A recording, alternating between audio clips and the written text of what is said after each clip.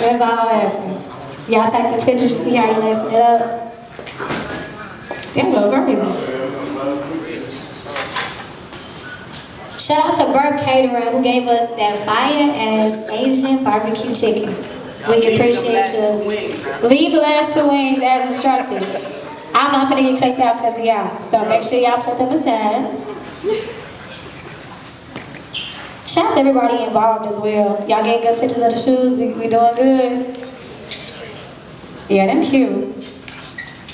Little snake skin? What was it? What is that? Snake skin, right? Yeah, it's all python. Python and stingray on get the fuck out of here. Yeah. Stingray? You said stingray? Y'all in the ocean with this shit? What? Boy, y'all exclusive as hell. Snatching shit off the sea. Y'all deep sea fishing. What's that show? Motherfuckers be on TSC deep sea fishing and shit for shoes. Hell no. This is as raw and organic as it's gonna get. Like for real. So why not? Let's go crazy.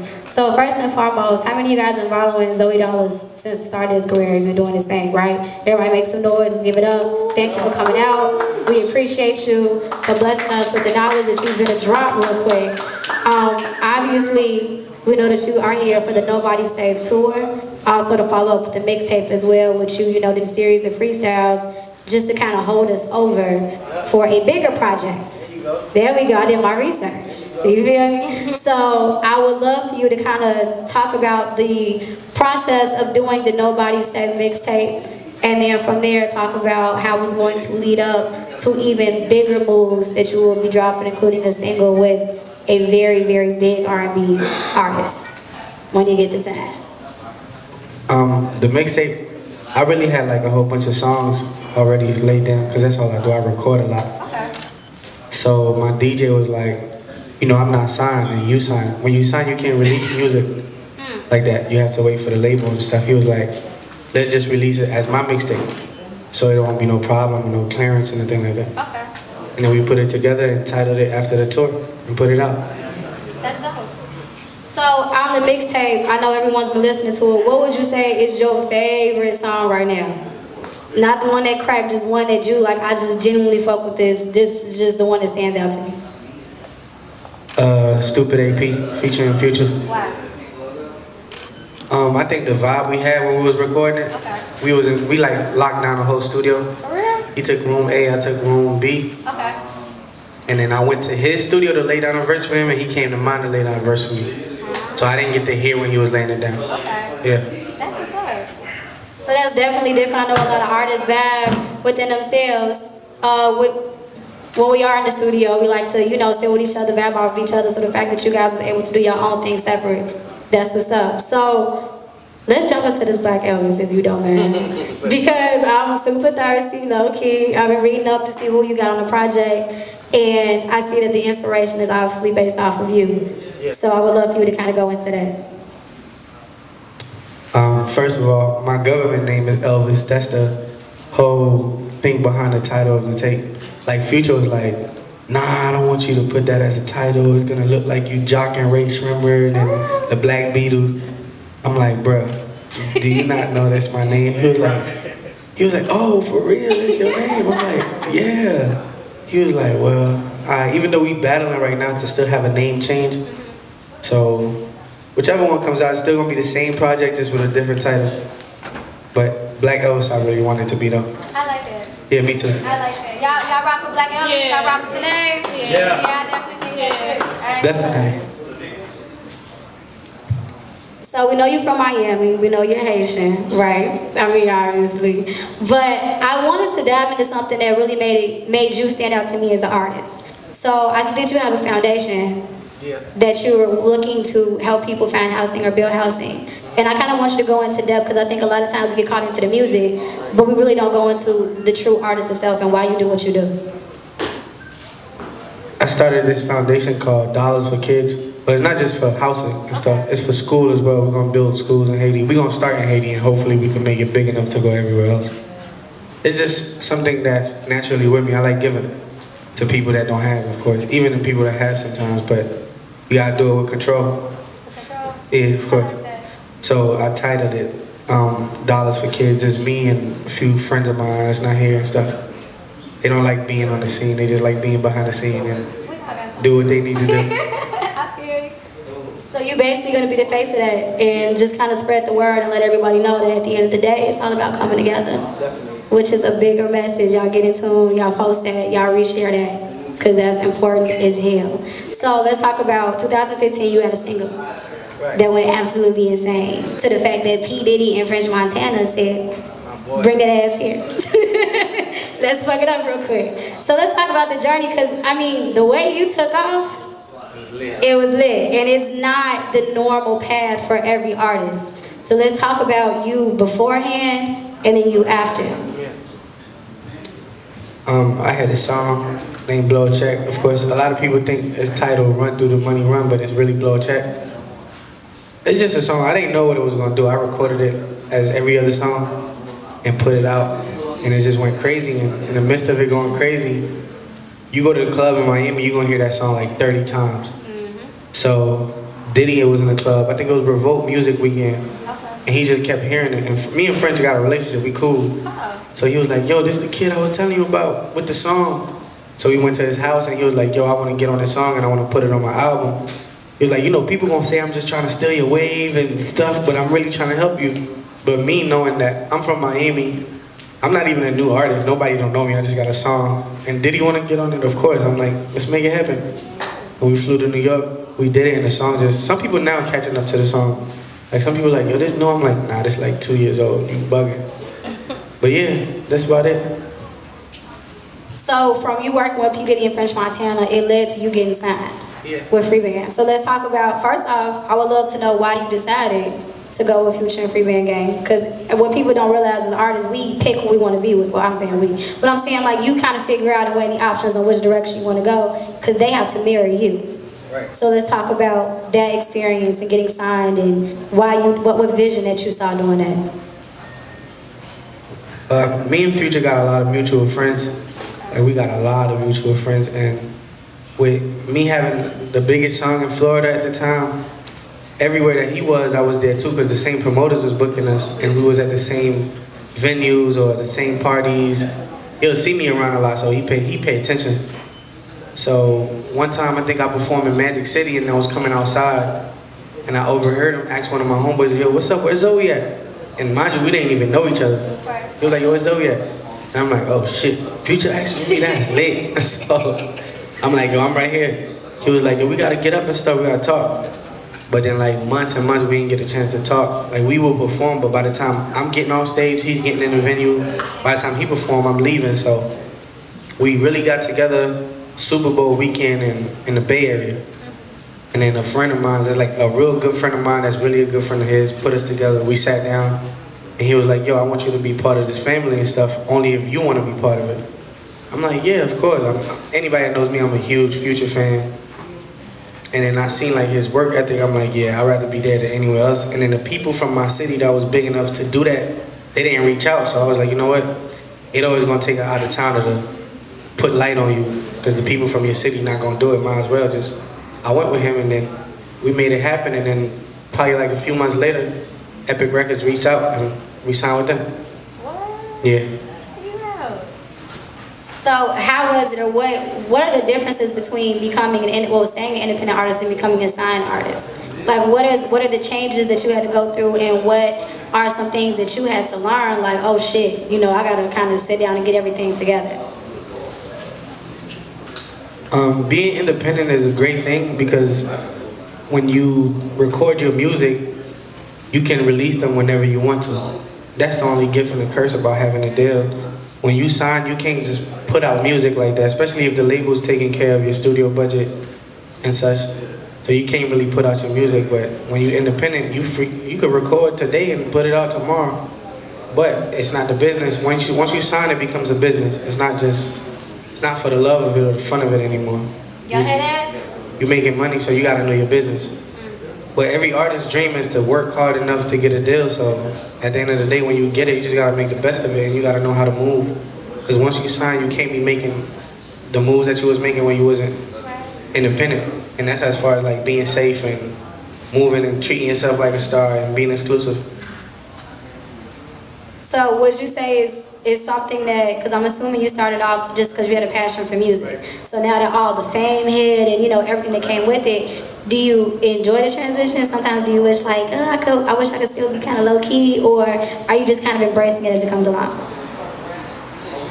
I mean, with time, I guess I'm gonna get better with it, but I'm humble, so I don't be trying to move all funny in Hollywood and stuff like that, but I hear it from the higher ups, like you have to move a certain way because you're not what you was anymore, but it don't feel like it, you know? It still feel like it's the same thing with everybody. Like I feel like I'm just the same as everybody that's in here, you know, but my peers or my label reps, they'll be like, nah, you can't post this, or you can't be seen out with this person or with that person, you can't do everything. It's a gift and a curse, like I said. You could either take the good from it or take the bad from it. Well, we definitely see that you're making the best out of your situation because you are going crazy, I mean breaking records, and I know your goal is to go overseas as well because you said Lil Check is transitioning overseas, they're just catching a wave. So first off, I just want to congratulate you for everything that you've been doing. I'm proud of you, for real. I'm proud of you. I'm proud to see somebody make it. Like we talk about it, but when we actually see somebody do it, y'all, you really have to just be happy with somebody, and I'm happy for you, for real. For real. So you got a single coming out, Bad Teens, did I say that right? Bad Teens, I'm trying to get that accent. My Mexican be coming out once in a while. So let's talk about that single, let's talk about the vision behind it, the inspiration, and you know, what you think we should get from that. The whole inspiration behind the record is I don't drink or I don't smoke, and I be around a lot of people that do it, so it was like you gotta deal with a good girl that do all of that. Cause you can't be a bad girl doing bad, so you gotta be a good girl doing bad things. And I'm from the islands too, so it made sense for that. Really? Yeah. I wouldn't have got that. Definitely. You got me reflecting on my life and shit. I'm like, damn, what have I done? Okay, so we're gonna go ahead and go to Ask the Audience. I mentioned this earlier. If you guys have any questions that you've been thinking about, you've had some time to do so. If you are not live, please go live right now because we do want the questions to be showcased. Do I have anybody who wants to have something in particular? What's up, baby? Hey, boo. Experience. You know, I get to watch other artists perform, and I pick game from them. I use some of the lines they use with the crowd. I like interacting with the crowd anyway, so it's an experience, and then I just add my own twist to it. Anybody else? Zach, you got a question? No? What's up, babe? So you're from Miami? Yeah.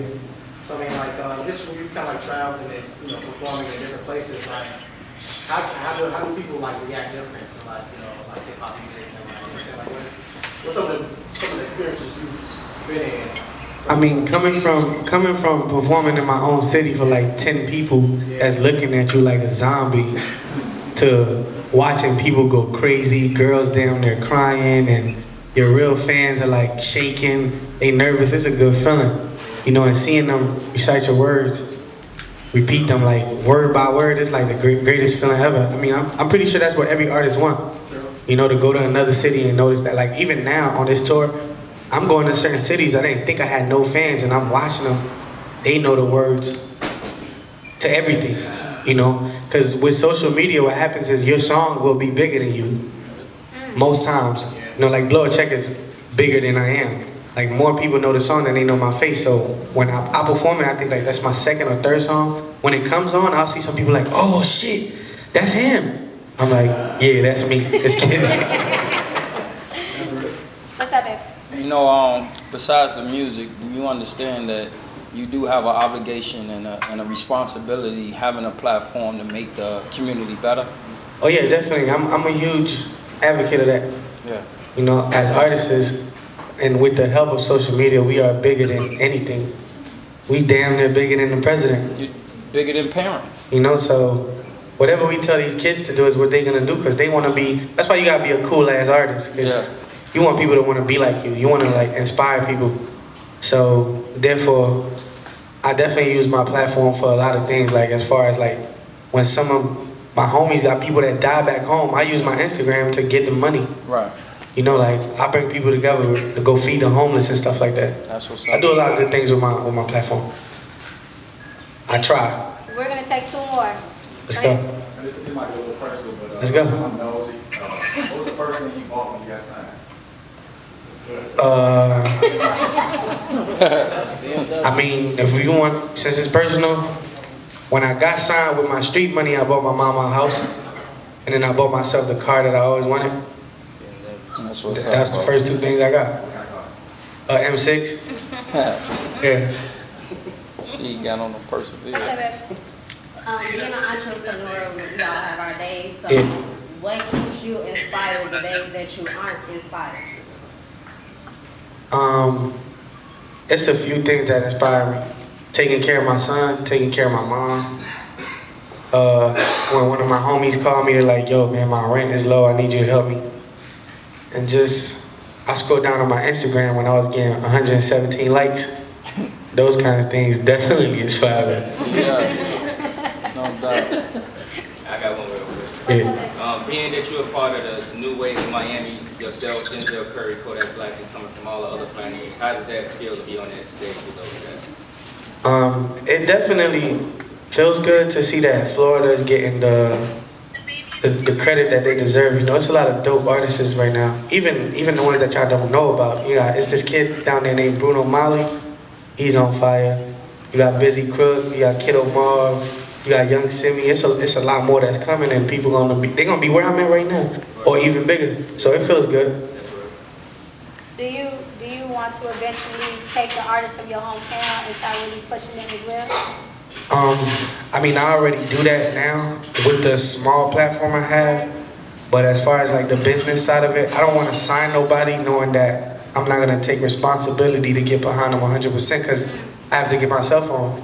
You can only climb a ladder with 2 hands. If you let one go, you're gonna fall right back down. So, Yes, sir. like as far as putting light on them and posting their music on my social media, because I got a bigger following than them, I don't mind doing that for anybody that's from my city. That's what's up. That's what's up. Yeah. All right, so that's gonna wrap up the Nobody Save official meet and greet, everybody. I appreciate y'all for coming out too. Every last one of y'all that's in here. One thing. Yeah. One piece of advice that you can give aspiring artists or just anybody in general when it comes to just following your dreams. What would you say the number 1 thing is? I mean, I don't know how many artists is in here. My homie right here, he rap. We got anybody as My an artist? other homie right here, he a rapper too. Just if you look at an artist that's gonna come up, if they got like 5 times more than you, all you gotta do is work 10 times harder than them. You either gonna catch up or you gonna pass them. Yes, sir. And you just gotta stay humble and just pray up and work hard. The key to this shit is just working hard and branding yourself as an artist. That's it.